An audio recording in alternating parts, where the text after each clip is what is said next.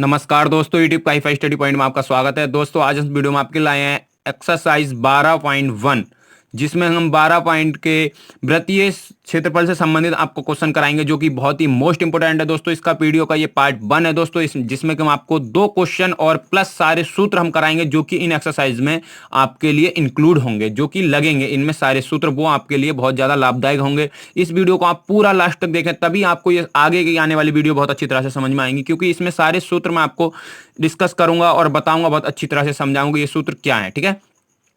और अगर आपने हमारे आयतन पृष्ठीय क्षेत्रफल से संबंधित वीडियो 13 पॉइंट वाली नहीं देखी है, तो डिस्क्रिप्शन में मैंने उसके लिंक दे रखे हैं, ऊपर आई बटन में भी आपको लिंक मिल जाएंगे, तो उस पर क्लिक कर आप देख लीजिएगा। बहुत ही अच्छी वीडियो है, वो पूरी एक्सरसाइज मैंने आपको कवर कर दी है 13 पॉइंट की। ठीक है, यानी पृष्ठीय क्षेत्रफल और आयतन पर आधारित। ठीक है, ये जो एक्सरसाइज आज नई शुरू हो रही है, वृत्त से संबंधित क्षेत्रफल। ठीक है, इस प्रकार से हम एनसीईआरटी बुक क्लास 10 की पूरी बुक आपको कंप्लीट कराएंगे, एक्सरसाइज बाई एक्सरसाइज और पार्ट बाई पार्ट। ठीक है, ताकि आपको बहुत अच्छी तरह से क्वेश्चन भी समझ में आ जाए। तो चलिए दोस्तों, देर ना करते हुए शुरू करते हैं।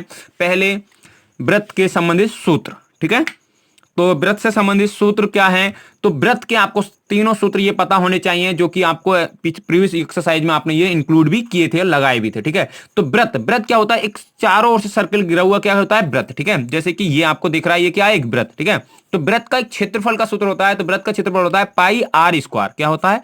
पाई आर स्क्वायर। ठीक है, तो क्षेत्रफल मतलब इसके अंदर की जगह। ठीक है, क्षेत्रफल का मतलब हो गया इसके अंदर कितनी जगह है। ठीक है, उसका मतलब हो गया वृत्त का क्षेत्रफल। ठीक है, उसके बाद वृत्त की परिधि। वृत्त की परिधि का मतलब हो गया ये बाहर बाहर की जगह। ठीक है, यानी कि बाहर जो लाइन कट रही है वो कितनी बीच में लाइन कड़ी हुई है। ठीक है, तो वो हो गई वृत्त की परिधि, यानी कि 2 पाई आर। ठीक है, तो 2 पाई आर क्या होती है? वृत्त की परिधि। ठीक है, और उसके बाद वृत्त का व्यास। तो अब वृत्त का व्यास क्या होता है? यानी कि एक पूरी लाइन, जैसे कि आधी लाइन है, ये है आर। ठीक है, ऐसे ही अगर ये पूरी लाइन खींची होती यहां से यहां तक की, तो ये हो जाता 2r। ठीक है, तो यही होता है वृत्त का व्यास, यानी कि जो केंद्र से होकर लाइन जाती है वही कहलाती है वृत्त का व्यास। ठीक है, यानी पूरी एक परिधि से दूसरी परिधि तक टच होना। ठीक है, उसी को क्या कहते हैं? वृत्त का व्यास। तो ये होती है 2r। ठीक है, इसी वजह से हम त्रिज्या जो ले रहे थे प्रीवियस पार्टों में, क्या ले रहे थे? आधी। ठीक है, यानी कि व्यास की आधी क्या होती है? त्रिज्या। ठीक है, यानी जब r क्या है? डबल, तो डबल से आधी क्या हो जाएगी? त्रिज्या, यानी r का मान क्या हो जाएगा? 1। ठीक है, यानी कि यहाँ पे 2r है, तो r का मान हो जाएगा r। ठीक है, नेक्स्ट है अर्धवृत्त। अगर मैं इस वृत्त को आधा काट दूं यहां से, तो क्या बन जाएगा? अर्धवृत्त। ठीक है, तो अर्धवृत्त का अब क्षेत्रफल क्या होगा? यानी कि वृत्त के क्षेत्रफल का आधा, क्योंकि इसका आधा ही तो पूरा क्षेत्रफल होगा। तो अर्धवृत्त का क्षेत्रफल हो जाएगा पाई आर स्क्वायर का आधा, यानी आधा का मतलब बटे में 2। ठीक है, यानी कि वृत्त के क्षेत्रफल का आधा कर दो, क्या बन गया? अर्धवृत्त का क्षेत्रफल। लेकिन परिधि में अंतर आ जाता है। ठीक है, परिधि में अंतर क्या आ जाता है? देखो यहां पे परिधि थी 2 पाई आर, और यहां पे परिधि होगी, ये आधी तो हो गई, चलो ठीक है, पाई आर, यानी इसको अगर मैं 2 से काटूंगा तो क्या बन जाएगा? पाई आर, प्लस ये वाली जो पूरी लाइन, ये वाली पूरी लाइन क्या है? ठीक है, देखो ये वाली तो हो गई, ये पूरी थी तो 2 पाई आर थी, कितनी थी? 2 पाई आर। अगर मैंने इसको आधा करा तो बन गया पाई आर। क्या बन गया? पाई आर। ठीक है, तो ये वाली लाइन आ गई यहां तक की। ठीक है, ये वाली लाइन। लेकिन ये वाली लाइन क्या है? ये वाली लाइन है व्यास। तो व्यास क्या होती है? 2r, तो परिधि हो जाएगी पाई आर प्लस 2r। ठीक है, तो यही हो जाएगी हमारी वृत्त की, अर्धवृत्त की परिधि, यानी कि पाई आर प्लस 2r, यानी कि उसमें व्यास और जोड़ना होगा। ठीक है, तो पाई आर प्लस 2r, इसको हम दूसरी भाषा में अगर पाई का मान लगा कर अगर सॉल्व करें तो आ जाएगा 36r/7। तो आप इन दोनों परिधियों को याद रखोगे। ठीक है, आप डायरेक्ट 36r/7 लगाओगे तब भी आपका उत्तर वही आएगा, और आप पाई आर प्लस 2r लगाओगे तब भी आपका उत्तर वही आएगा अर्धवृत्त की परिधि के सॉल्व करने पर। ठीक है, चलिए और देखते हैं। नेक्स्ट है संगत त्रिज्या खंड पर चाप की लंबाई, यानी कि त्रिज्या खंड पर चाप की लंबाई आपको याद रखनी है, क्या होगी? θ/360 2 पाई आर, यानी कि त्रिज्या खंड, यानी कि जैसे कोई वृत्त है तो अब उस वृत्त के त्रिज्या कर दो, यानी कि 4 खंड कर दो। ठीक है, एक वृत्त है, जैसे कि मान लो ये वृत्त है। ठीक है, इसको मैंने 4 खंडों में विभक्त कर दिया, तो इस वाली की सिर्फ परिधि मुझे निकालनी है, इतने सिरे की, तब वो क्या आएगी? थीटा। यहाँ पे ये कोण है थीटा, और पूरे चारों कोण का योग कितना होता है? 360, और 2 पाई आर। 2 पाई आर मतलब परिधि। ठीक है, तो संगत परिधि जब भी पूछेगा तो आपको ये वाला लगाना है, θ/360 2 पाई आर। ठीक है, बहुत ही इंपॉर्टेंट सूत्र है, बहुत जगह यूज होगा ये। ठीक है, अभी आपको 3 नोट्स आपको याद रखने हैं। पाई हमेशा अपरिमेय संख्या है। पाई क्या है? एक अपरिमेय संख्या। ठीक है, पाई का मान जो होता है 22/7, वो एक्चुअल 22/7 ना होकर अगर आपको इसको सॉल्व करोगे तो ये कभी भी कटेगा नहीं। तो ऐसी संख्या जो कभी कटे ना, इरेशनल नंबर कहलाते हैं, उसे बोलते हैं अपरिमेय संख्या। ठीक है, यानी पूर्ण ना कटे। ठीक है, यानी कि बढ़ती चली जाए। तो पाई कैसी संख्या है? क्वेश्चन पूछा जाता है तो पाई एक अपरिमेय संख्या है। ठीक है, अब आपको ये 2 नोट और याद रखने हैं। त्रिज्या द्वारा बनाया गया खंड क्या कहलाता है? त्रिज्या खंड। यानी कि कोई त्रिज्या के द्वारा बनाया गया खंड होगा त्रिज्या खंड, और जीवा द्वारा बनाया गया खंड क्या होगा? वृत्त खंड। ठीक है, जैसे कि मैं एक उदाहरण से यहां आपको समझा रहा हूं, ये दो वृत्त हैं, ठीक है, और ये क्या है? वृत्त के केंद्र है। ठीक है, ये क्या है? वृत्त के केंद्र। ठीक है, अब वृत्त के केंद्र से अगर कोई लाइन खींची तो वो तो कहलाती है त्रिज्या। क्या हो गई? त्रिज्या। अब मान लो त्रिज्या से मैंने ऐसे करके एक खंड बनाया तो बन गया त्रिज्या खंड। क्या बन गया? त्रिज्या खंड। लेकिन वृत्त से ना खींचकर, यानी केंद्र से ना खींचकर ऐसे सादा लाइन यहां से खींच दी तो ये कहलाएगी जीवा। क्या कहलाएगी? जीवा। और जीवा द्वारा जो बनाया गया खंड, जैसे एक खंड यहां बना और एक खंड ये बना, ठीक है, तो ये कहलाएंगे वृत्त खंड। एक छोटा वृत्त खंड और एक बड़ा वृत्त खंड। ऐसे ये छोटा त्रिज्या खंड और ये बड़ा त्रिज्या खंड। ठीक है, तो त्रिज्या द्वारा बनाया गया खंड त्रिज्या खंड और जीवा द्वारा बनाया गया खंड वृत्त खंड। ठीक है, तो इन दोनों के सूत्र भी आगे आपको डिस्कस करता हूं। ठीक है, तो त्रिज्या खंड, यानी कि अब त्रिज्या खंड भी दो प्रकार के, जैसे कि आप देख सकते हो ये दोनों त्रिज्या है, तो एक दीर्घ त्रिज्या खंड और एक लघु त्रिज्या खंड। ठीक है, तो लघु त्रिज्या खंड का सूत्र क्या होगा? थीटा बटे 360। ठीक है, यानी कि जो आपका ये पूरा जो कोण है वो 360 का है, जिसमें से ये वाला कोण मैंने कितना मान लिया? थीटा। ठीक है, तो थीटा बटे 360 और इसका क्षेत्रफल, तो क्षेत्रफल का सूत्र आपको अभी मैंने बताया था पाई आर स्क्वायर। ठीक है, तो लघु त्रिज्या खंड का सूत्र हो जाएगा थीटा बटे 360 पाई आर स्क्वायर। ठीक है, ऐसे ही दीर्घ, अब दीर्घ वाला क्या है? तो यानी कि बड़ा वाला जब निकालना है तो पूरे में से अगर मैं ये थीटा घटा दूं तो ये बड़ा वाला सिरा निकल आएगा। भाई मेरे पास पूरे 10 रुपए हैं और ये वाला रुपए हैं 2, तो अब मैं अगर इसमें से घटाऊंगा तो ये बड़े वाले रुपए निकल आएंगे। कितने रुपए आए? 8। तो वही मैंने करा है, 360 में से क्या घटा दिया? थीटा, और बटे में पूरा 360। ठीक है, तो कितना आ जाएगा? जो भी बड़ा वाला त्रिज्या खंड है उसका क्षेत्रफल निकल आएगा, और क्षेत्रफल का सूत्र आपको याद है, पाई आर स्क्वायर। ठीक है, तो इस प्रकार से ये दोनों सूत्र बहुत ही मोस्ट इंपोर्टेंट है, आपको याद होने चाहिए, बहुत जगह ये यूज होंगे। लघु त्रिज्या खंड और दीर्घ त्रिज्या खंड, यहां पे त्रिज्या खंड की बात कर रहा है। ठीक है, अगर वो करे वृत्तखंड की बात तो आपको ये सूत्र लगाने हैं, जैसे लघु वृत्तखंड और दीर्घ वृत्तखंड। तो लघु वृत्तखंड का जब भी सूत्र लगवाएगा तो दीर्घ त्रिज्याखंड, जो त्रिज्याखंड था, सॉरी लघु या दीर्घ जो भी दिया हो, यानी त्रिज्याखंड माइनस त्रिभुज, जो त्रिभुज यहां पे बनेगा एक, उसका क्षेत्रफल आप अगर घटा दोगे, ठीक है, तो आपके पास आ जाएगा लघु वृत्तखंड का क्षेत्रफल। ठीक है, यहां से आप इस चित्र से देख सकते हो। ठीक है, जैसे कि अगर आपसे लघु वृत्तखंड, यानी कि ये वाला सिरे का पूछ लिया, ये वाला लघु वृत्तखंड है और ये वाला देखो यहां से अगर पूरी लाइन देखो तो ये दीर्घ वृत्तखंड है, तो इसका पूछा तो अब मैंने क्या निकाला? त्रिज्याखंड का क्षेत्रफल, यानी कि इतने का क्षेत्रफल पूरे का निकाल लिया मैंने। ठीक है, अब उसमें से अगर मैं ये त्रिभुज घटा दूं, ठीक है, यानी कि इतना पूरा एरिया निकलेगा, उसमें त्रिभुज घटाऊंगा तो मेरे पास क्या बचेगा? सिर्फ ये एरिया। ठीक है, तो उसी से आप निकालेंगे वृत्तखंड। कैसे निकालोगे?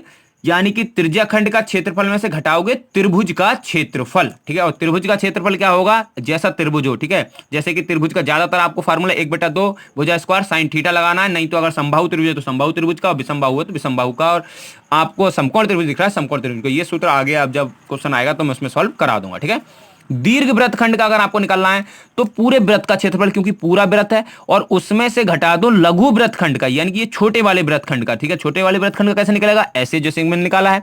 ठीक है, तो आपको दीर्घ वृत्तखंड का निकल आएगा। ठीक है, तो ये सारे सूत्र आपको याद होने चाहिए।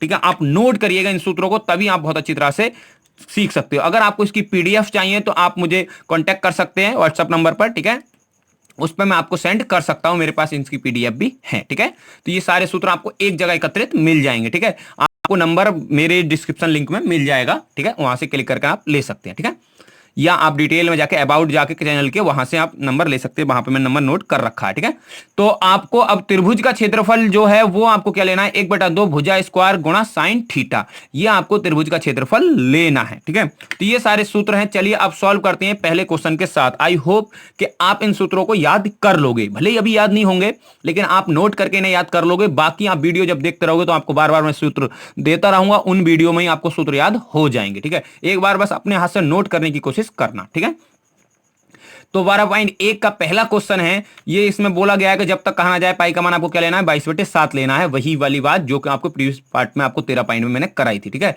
तो दो वृत्तों की त्रिज्याएं जो दी हैं, कितनी दी हैं? 19 सेंटीमीटर और 9 सेंटीमीटर। ठीक है, यानी कि दो वृत्त हैं। ठीक है, तो हमें दिया है, एक वृत्त है जिसका मान मैंने मान लिया R1, एक दूसरा वृत्त है जिसका मान मान लिया मैंने R2। ठीक है, इनकी त्रिज्याएं हमें दी है। R1 का मान दिया है 19 सेमी, R2 का मान दिया है 9 सेमी। ठीक है, एक बड़ा वृत्त बनाया गया है। क्या बनाया गया है? एक बड़ा वृत्त माना, जिसकी त्रिज्या कितनी हो गई? R। ठीक है, बड़े वृत्त की त्रिज्या क्या होगी? R। तो हमको ज्ञात करना है कि इस R का मान कितना होगा। ठीक है, बोल रहा है जिनकी परिधियों का योग उसने बताया, इन दोनों की अगर परिधि देखी जाए तो उनका योग उसने बताया। ठीक है, तो हमारा जो कंसेप्ट लगेगा क्या लगेगा? बड़े वृत्त की परिधि ठीक है, बराबर होगी किसके, इन दोनों छोटे वृत्त की परिधियों के योग के, यानी कि इन दोनों का योग अगर जोड़ा जाए तो बड़े वृत्त के बराबर होगा। इन दोनों की परिधि प्लस मतलब प्लस R1 की परिधि, R2 की परिधि बराबर होगी बड़े वाले R की परिधि के। ठीक है, तो यहां पे सूत्र लगेगा 2 पाई R, वृत्त की परिधि का सूत्र क्या होता है 2 पाई R, तो यहां पे बड़ा वाला R, ठीक है, बड़े वाले वृत्त की परिधि प्लस छोटे वाले R की यानी कि 2 पाई R1 और प्लस दूसरे वाले यानी R की तो 2 पाई R2। चलिएगा इसमें मान पुट करते हैं और सॉल्व करते हैं। ठीक है, तो ये हमारा मान दिया था और यहां पे हमारी त्रिज्याएं दी थी। ठीक है, अब देखिएगा यहां से मैं 2 पाई R कॉमन निकाल ले रहा हूं, तो यहां पे 2 पाई R, ठीक है, बड़ा वाला R बराबर यहां से 2 पाई मैंने क्या निकाल लिया कॉमन, तो क्या बचा R1 प्लस यहां पे बचा R2। ठीक है, तो 2 पाई R से 2 पाई R क्या हो गया कैंसिल, तो R बराबर हमारे पास बचा R1 प्लस R2। अब R1 का मान कितना है 19 प्लस R2 का मान कितना है 9, R2 का मान कितना है 9। ठीक है, तो R बराबर हो जाएगा 19 प्लस 9 कितना होगा आप जोड़ सकते हो, ठीक है 28, तो R बराबर हो गया 28 सेमी। यही हो जाएगा हमारा आंसर, यानी बड़े वाले की त्रिज्या कितनी हो जाएगी 28 सेमी। ठीक है, आई होप कि आपको क्वेश्चन बहुत अच्छी तरह से समझ में आ गया हो। क्वेश्चन बहुत सिंपल है दोस्तों, इसमें बस आपको सूत्र याद होने चाहिए, बस गिने चुने सूत्र हैं इसमें, ये आपको याद होने चाहिए। ठीक है, तो देख सकते हो 28 सेमी। चलिए नेक्स्ट क्वेश्चन देखते हैं। नेक्स्ट क्वेश्चन है, दो वृत्तों की त्रिज्या कितनी दी है, क्रमशः 8 सेमी और 6 सेमी दी है। ठीक है, अब की बार भी दो वृत्त हैं और उनकी त्रिज्या कितनी दी है 8 सेमी और 6 सेमी। ठीक है, तो फिर हम कह लेंगे कि R1 और R2 दो वृत्त है हमारे पास जिनका आपकी त्रिज्या कितनी दी है 8 सेमी और 6 सेमी। ठीक है, उस वृत्त की त्रिज्या ज्ञात कीजिए, यानी कि एक बड़ा वृत्त बनाया गया है वही बड़ा वाला R, ठीक है, और उनका आपके क्या बराबर कर दिया, आपके क्षेत्रफल बराबर दिया है। क्या बराबर दिया है, क्षेत्रफल बराबर उसने दिया है। देख सकते हो क्या बराबर है, क्षेत्रफल, वृत्तों के क्षेत्रफल के योग के बराबर है, यानी कि बड़े वाले का जो क्षेत्रफल है वो इन दोनों के क्षेत्रफल के योग के बराबर है। वहां पे क्या बराबर थी परिधि, यहां पे बराबर कर दिया क्षेत्रफल, कोई नहीं, तो सूत्र क्या लग जाएगा आपके क्षेत्रफल का, तो बड़े वृत्त का क्षेत्रफल बराबर होगा दोनों छोटे वृत्त के क्षेत्रफलों के योग के। वहां पे क्या बराबर थी परिधियों के योग के, तो यहां पे सूत्र क्या लगेगा क्षेत्रफल का, वो भी वृत्त के, तो पाई R स्क्वायर, ठीक है, बड़े वृत्त का, और पाई R1 का स्क्वायर प्लस पाई R2 का करते हैं। ठीक है, ठीक है, सूत्र क्या हो जाएगा, हमारी जो त्रिज्याएं दी थी वो R1 का मान दिया था 8 सेमी और R2 का मान दिया था 6 सेमी। ठीक है, उसके बाद हमारा जो सूत्र था वो क्या था, पाई R स्क्वायर, ठीक है, यानी बड़े वाले वृत्त का क्षेत्रफल बराबर होगा छोटे वाले वृत्त का क्षेत्रफल, यानी पाई R1 का स्क्वायर प्लस पाई R2 का स्क्वायर। ठीक है, तो अब देखिएगा यहां पे मान पुट करते हैं इन पे और सॉल्व करते हैं। ठीक है, तो पाई ऐसे ही रखते हैं क्योंकि पाई यहां से कॉमन निकाल के पाई को कैंसिल कर देंगे। ठीक है, तो पाई यहां से निकाल लिया मैंने कॉमन, क्या बचा R1 का स्क्वायर प्लस R2 का स्क्वायर। ठीक है, पाई से पाई क्या हो गया हमारा कैंसिल। ठीक है, उसके बाद हमारे पास बचा R स्क्वायर बराबर R1 का स्क्वायर यानी कि 8 का स्क्वायर, ठीक है, प्लस R2 का स्क्वायर यानी कि 6 का स्क्वायर। ठीक है, तो R स्क्वायर बराबर हो जाएगा 8 का स्क्वायर यानी कि 64 प्लस 6 का स्क्वायर यानी कि 36। ठीक है, तो R स्क्वायर बराबर हो जाएगा 36 प्लस 64 यानी कि 100।